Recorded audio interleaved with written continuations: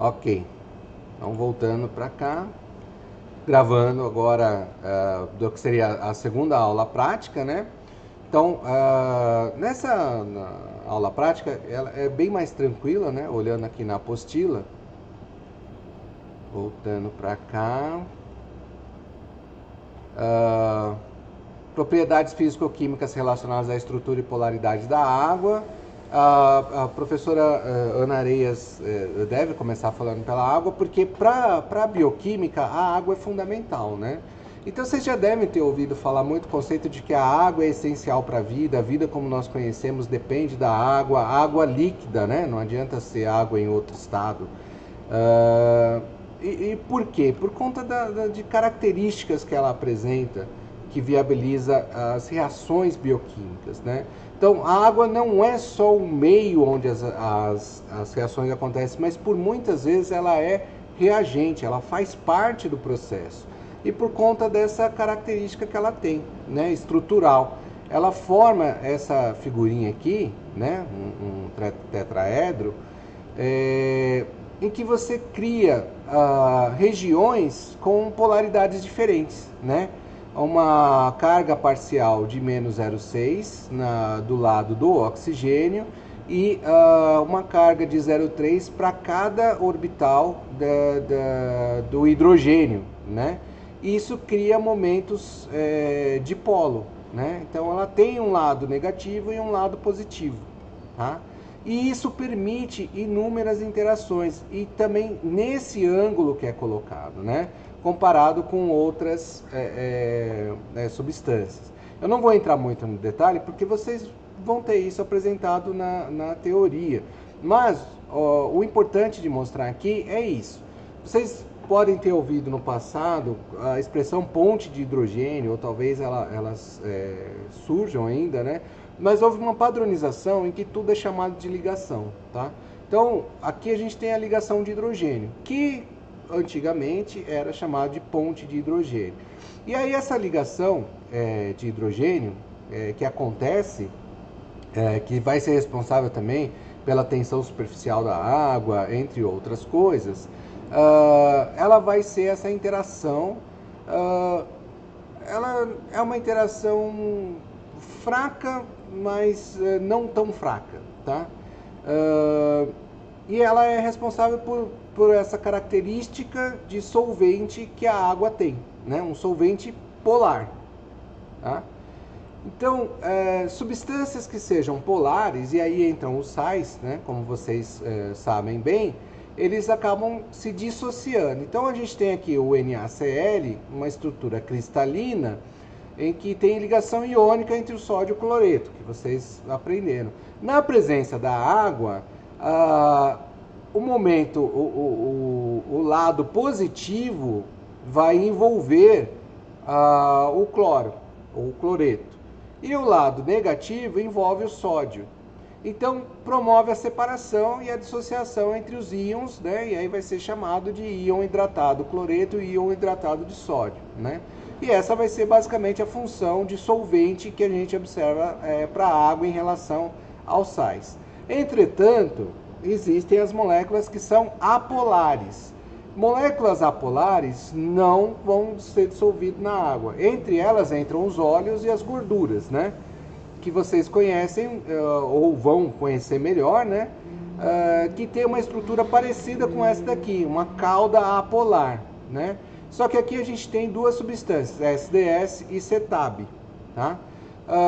Esses são o que a gente chama de surfactantes. Surfactante é aquela substância que aumenta a solubilidade de uma determinada substância. Então eles agem para facilitar, eles vão ter uma cabeça polar que vai facilitar, por exemplo, a solubilidade de moléculas apolares na água, tá? Então, essas substâncias ou essas características, né, quando você tem uma concentração alta dessas moléculas que tem uma porção carregada e uma porção apolar, sem carga, elas tendem a cabeça polar ficar voltada para o lado da água e o lado apolar voltasse para dentro. Então isso forma uma estrutura chamada micela, tá? Em que a cabeça polar está representada em azul e a cauda apolar em amarelo, né? Então aqui a gente está representando para vocês em 2D, mas na verdade isso forma estruturas 3D. Ele forma uma esfera, né? Dependendo da concentração que tem, vai formar uma esfera. Na água, se você joga um pouco de óleo, né? Não sei se vocês estão acostumados a fazer macarrão, né? Lembrando que miojo não entra nessa categoria. Quando você faz macarrão, normalmente ele fala para colocar um fio de azeite ou um fio de óleo. Quando você coloca aquele pouquinho de azeite ou óleo, ele vai formar umas bolinhas, né? E ali está aparecendo em 2D, porque é o que você está vendo na superfície. Mas, à medida que ele mergulha na água, ele vai formar uma estrutura 3D, porque essa organização, ela monta sozinho, né? Do inglês self-assembly, né? Automontagem delas no meio aquoso, tá? Então, aqui vai ter as aulas para assistir, e aqui seria interagir com os objetos de aprendizagem e compreender os conceitos relacionados à concentração e solubilidade, né? Eu não sei qual é a familiaridade de vocês, mas assistir o vídeo, vocês podem fazer sem mim, óbvio, a gente não vai nem gravar isso. Mas tinha um em particular, que ele tinha o permanganato, para dar exemplo, e ele é roxinho, como vocês sabem, eu adoro roxo, minha cor favorita. Então, o que eu pensei em fazer?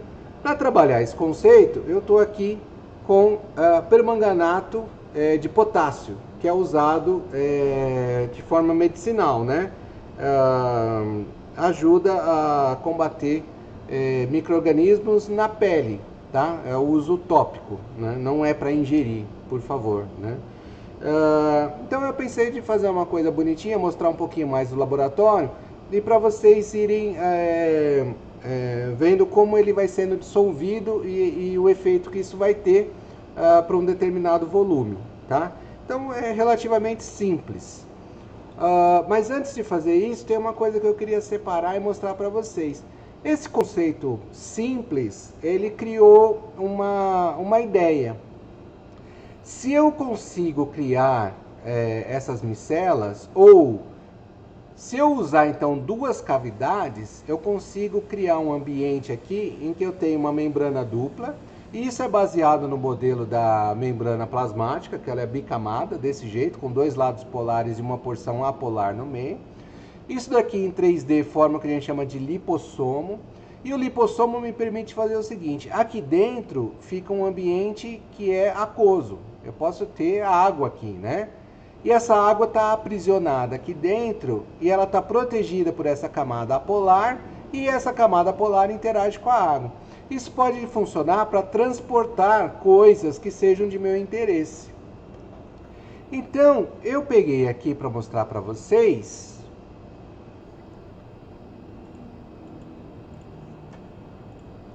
a vacina da Pfizer, tá? A vacina da Pfizer contra a Covid-19, que usa a tecnologia do RNA mensageiro, o RNA mensageiro, ele é uma molécula solúvel em água, hidrofílica. Como é que eles fazem? Eles criam uma camada de nanopartícula lipídica, tá? E isso é inspirado no lipossomo, tá?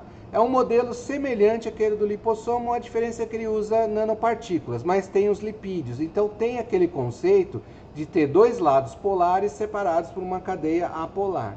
E aí o que eles fazem? Na porção interior, coloca esse RNA mensageiro que é solúvel em água. E na porção exterior, ele vai estar em meio aquoso e você cria um envelope de lipídio, né? Colocando esse RNA mensageiro. A vantagem é, essas membranas, elas se fundem à membrana plasmática. Então, quando essa nanopartícula lipídica entra em contato com a membrana plasmática das células, ela é internalizada. Ela se funde à membrana e esse conteúdo que está aqui é liberado para dentro da célula.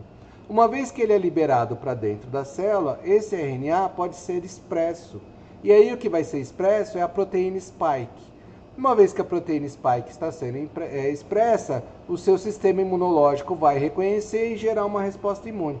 Então, o princípio de funcionamento, que é bastante simples, passa por conceitos básicos, que seria o quê? A formação de um lipossomo, só que como ele é conjugado com a tecnologia de nanopartículas, ele é mais sofisticado nesse sentido. Mas ele não deixa de ser, em essência, isso daqui.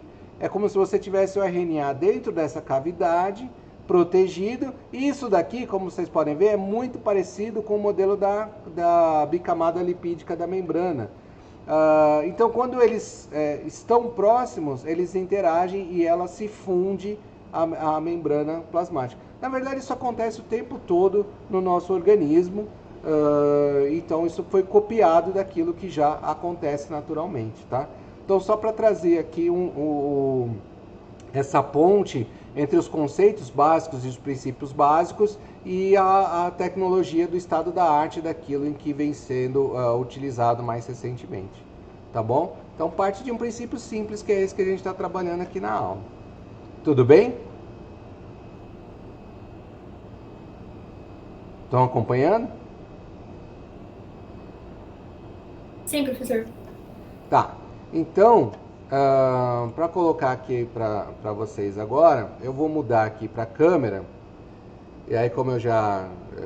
câmera não, vou mudar aqui para o celular.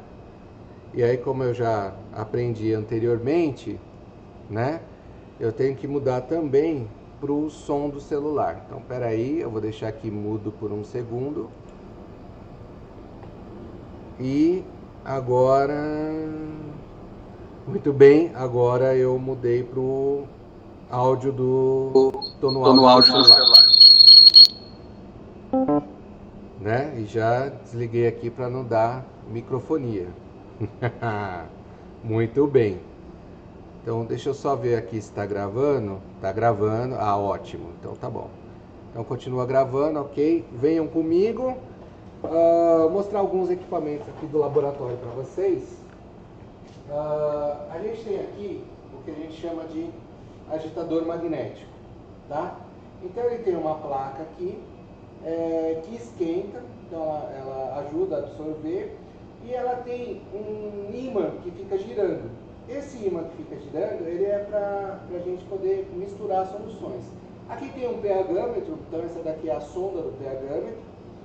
Vocês vão ficar mais familiarizados na aula de titulação de aminoácidos, né? Então a sonda está conectada aqui à parte do leitor, que é essa parte aqui, né? Mas isso a gente vê em melhor detalhe na próxima aula. O que eu quero hoje é essa parte aqui, tá? Então, eu vou pegar um Becker, né? Ou um Erlenmeyer. Erlenmeyer é mais simpático. Eu acho ele mais simpático do Becker. Então vamos de Erlenmeyer. Então tá aqui o nosso Erlenmeyer. É um Erlenmeyer de 100 ml. Está aqui já posicionado, tá? Bom, aí vamos pegar um peixinho, que o nome correto é agitador magnético, mas a gente gosta de chamar de peixinho, tá bom? Ele é uma barra, né, magnética. A gente embrulha em papel alumínio porque a gente esteriliza os nossos materiais por autoclavagem, tá? Então, coloquei ele aqui, bonitinho, aqui é grandão, né? Deixa eu tentar tampar. Não quer tampar, não vou tampar. Então, ó, espero que vocês estejam vendo. Vou ligar aqui e vou colocar para ele girar. Tá vendo como ele está girando? Controla a velocidade, pode girar mais rápido, mais devagar. Tá? Vou desligar por um pouquinho. Lembra aquele comprimidinho de permanganato? Vamos colocar o permanganato. Um segundo.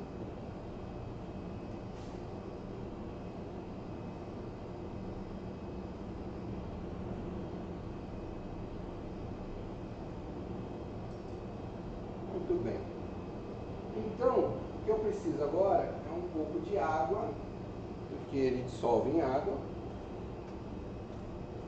E aí eu quero trabalhar um conceito simples, né? Que se relaciona com a da aula passada, né? E aí vem a questão empírica, que vocês devem conhecer já, né? Ó, vou colocar um pouquinho de água, bem pouquinho, né? Aí vocês estão vendo aqui que está ficando roxo. Então deixa eu começar a misturar. Comecei a misturar, o comprimido ainda está ali, né? É do lado de cá. Só porque eu fui, ele está fugindo de mim, né? E está ficando um roxo forte, né? O meu suporte, eu perdi. Ah, aqui está. Meu suporte.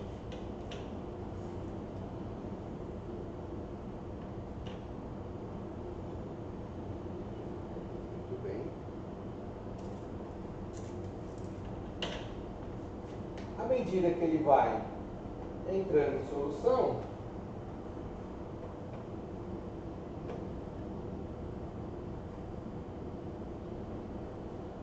vai ficando um roxo bem forte, né? Certo? Então a gente fica aqui com a câmera e vou clicar aqui na apostila.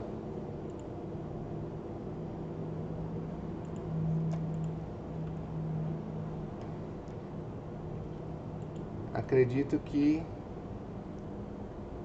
seja este aqui.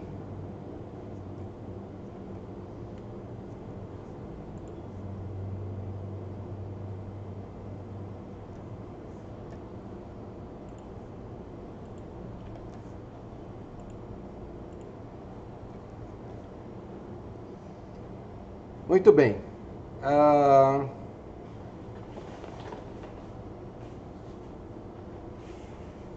Deixa eu voltar aqui. Espera aí.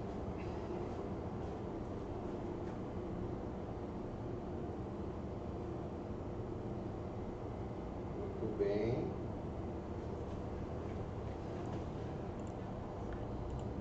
Pronto. Voltei pro microfone. Voltei pro microfone aqui da câmera, enquanto a gente está vendo ele girando lá, né? Então ele está forte, né? Tá um cor de roxo forte. E ele está fazendo o quê? A gente colocou uma determinada quantidade, que é a quantidade. Aqui, ó, dá para escolher permanganato de potássio, que é exatamente o que a gente tem lá.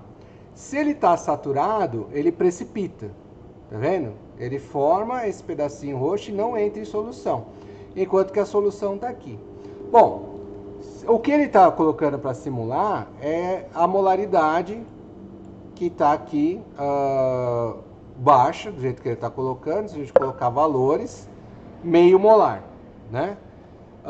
E ele fica um roxo forte. Se eu aumentar o volume, ou se eu diminuir o volume, ele vai precipitar mais. Se eu colocar meio molar. Se eu aumentar o meu volume, ele entra em solução totalmente, tá? Então, abaixo de 1 litro, ou uma solução mais concentrada do que meio molar, precipita. Tá bom? Vai precipitar.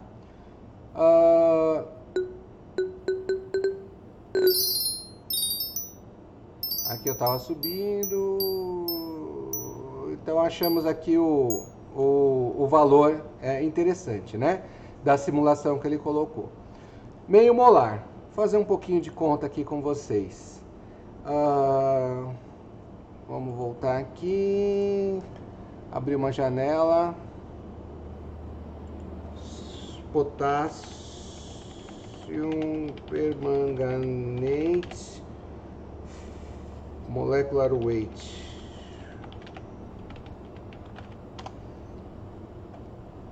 Muito bem. é 158,034 gramas por mol. Tá. Rapidinho, eu não vou entrar em muita conta para não confundir vocês, mas 158 gramas de permanganato de potássio em 1 litro de água é 1 mol. Meio é 1 molar. Meio molar seria a metade disso, que vai dar 7,9, 79. Para 100 ml seria 7,9 gramas, né? 7,9 gramas a gente não tem, tá? Para 100 ml para fazer o meio molar. Porque esse comprimidinho aqui tem no máximo meio grama, né?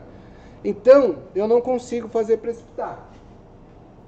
Então, por mais vermelho, roxo que esteja, ele não está numa concentração que vai fazer precipitar, mesmo que eu coloque mais, tá?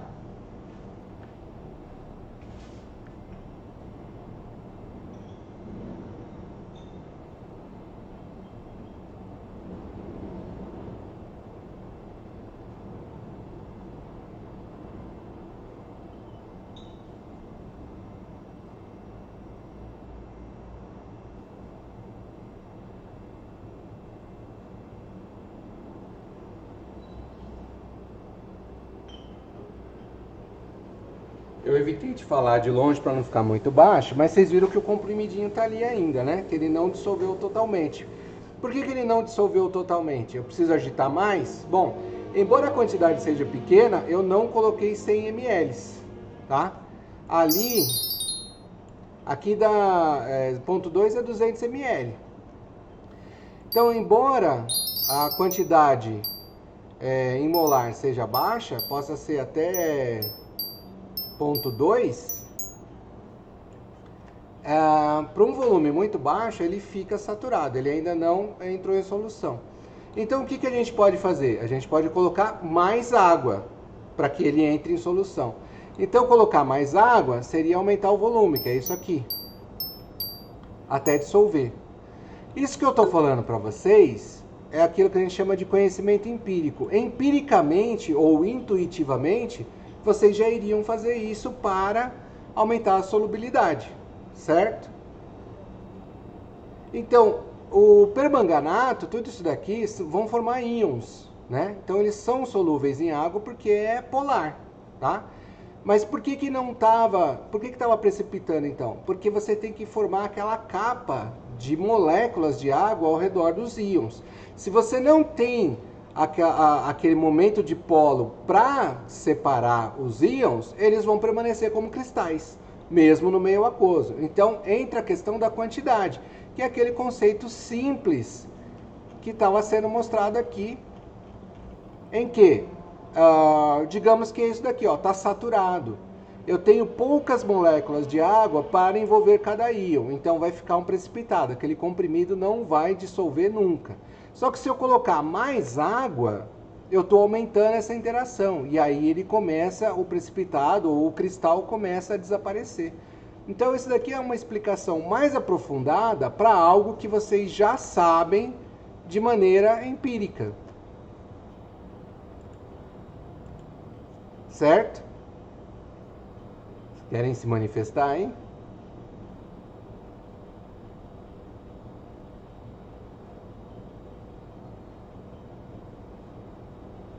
Oi, Eu acho pessoal. que tá tudo bem aqui, professor. Tá tranquilo. Tá, então eu vou colocar um pouco mais de água lá para vocês verem uma outra coisa, e aí a parte que liga com aquilo que a gente falou da espectroscopia, né? De ser colorimétrico, né? Vocês estão vendo um roxo bem forte, né? Vamos colocar mais água.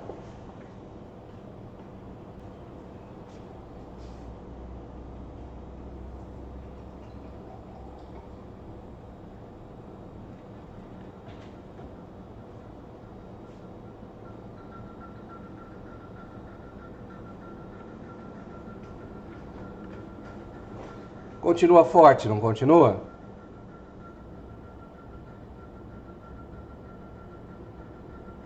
né? Então, o próximo conceito é o da diluição, né? Que voltando naquela figurinha, então eu tenho aqui algo bastante concentrado. Se eu colocar para um volume de água que seja grande, e aí eu vou pegar outro Erlenmeyer.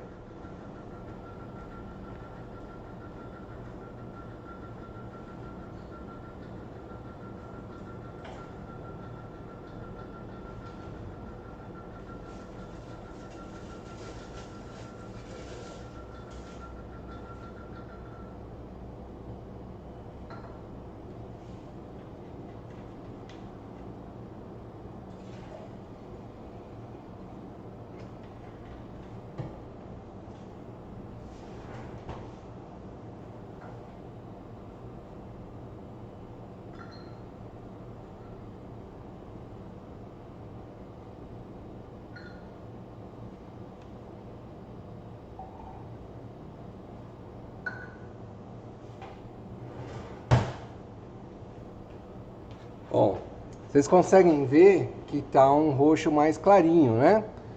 E eu não estou agitando, então dá para ver ele misturando devagarzinho, dissolvendo sem nenhuma ajuda, né? Sem nenhuma forçação.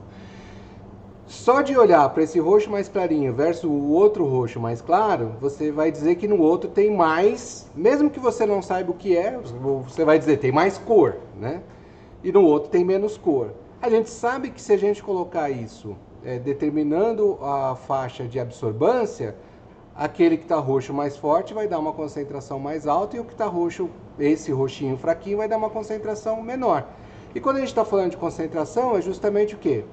Molar, né? Se o solvente é o mesmo, é a água, a diferença é a quantidade de soluto, né? Então isso casa com o que a gente viu da espectroscopia para determinar a concentração, em que aquilo que a gente não consegue com o nosso olho determinar quanto está sendo absorvido ou não. Só que assim, vai ficar um pouco confuso, né? Como a gente está olhando a cor é aquilo que reflete.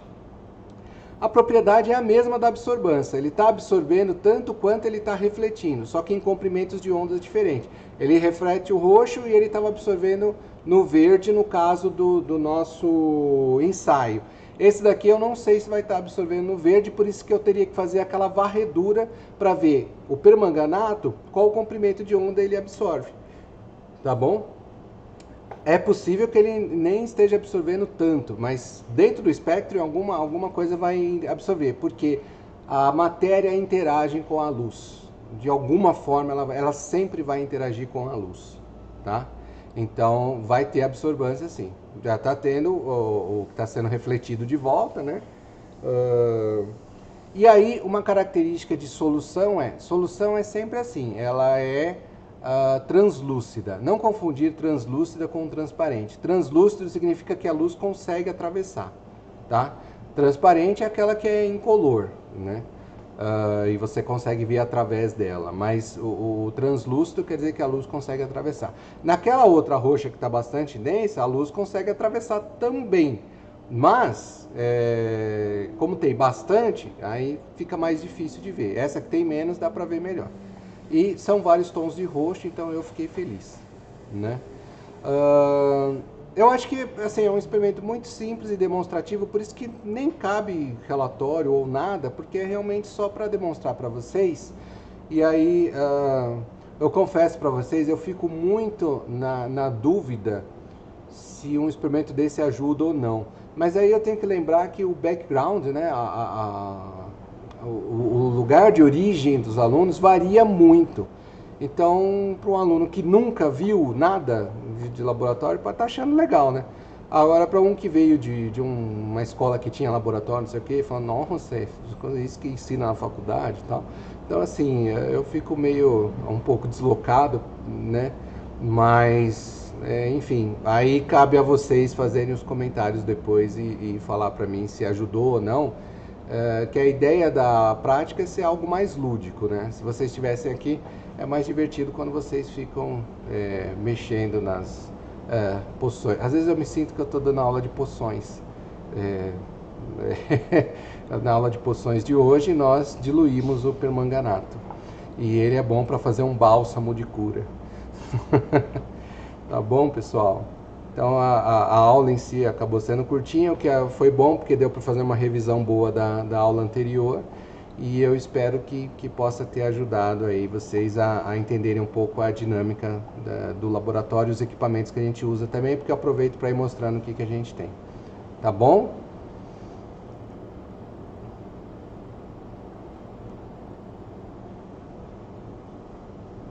Sim, o Lab 2 é só olhar na apostila e dar uma olhadinha nessa aula aqui também gravada para ajudar a olhar o que a gente fez aqui na aula e olhar aquele site que foi dado, né, para vocês conferirem, né, e assistir os vídeos. Os vídeos são mais curtos do que foi esse vídeo aqui, tá bom? Mas não tem atividade para entregar e sexta-feira que vem não tem aula, tá? Porque é a semana do carnaval. Seria aula na quinta e na sexta, mas não vai ter aula na quarta, por causa da quarta-feira de cinzas. Então, o laboratório ficaria fora de sincronia com a teoria. Já está até um pouco adiantado, né? Então, sexta-feira que vem não tem aula, podem ficar tranquilos. E também não tem atividade para entregar. O que precisa é quem quer refazer o relatório e entregar, tá bom?